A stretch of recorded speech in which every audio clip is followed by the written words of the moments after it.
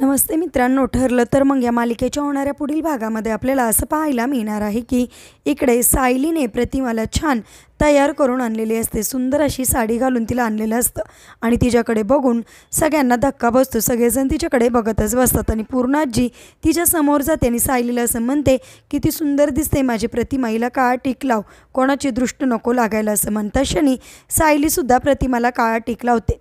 त्यानंतर नागराज सुमनला घेऊन घरी येतो आणि दागिने बाहेर काढतो. त्यावेळेस रविराजसुद्धा तिथेच असतो. सगळेच घरातील व्यक्ती तिथे असतात आणि रविराजला ते दागिने दाखवतो आणि म्हणतो, हेच ना दादा दागिने, आपले दागिने सापडले आहेत. त्यावेळेस रविराज म्हणतो, कसे काय सापडले? त्यावेळेस मुद्दामूनच नागराज सुमनकडे बघतो आणि असं म्हणतो की हे दागिने सुमननेच पॉलिशला दिले होते सोनाराकडे, असं तिला मुद्दामून खोटं बोलायला होतं आणि म्हणतो, हो ना सुमन, हो म्हणा सुमन. आणि सुमन घाबरलेल्या अवस्थेमध्ये हो बोलत असताना सगळ्यांच्या लक्षात येतं. विशेषतः सायली आणि अर्जुनच्या सगळं काही लक्षात येतं. आता कशा प्रकारे सायली आणि अर्जुन नागराजचा खरा चेहरा सगळ्यांसमोर आणणार हे पाहणे सुद्धा इंटरेस्टिंग आहे. असेच मालिकेच्या पुढील अपडेट्ससाठी रंजक मराठी चॅनेलला नक्की सबस्क्राईब करा. थँक्यू.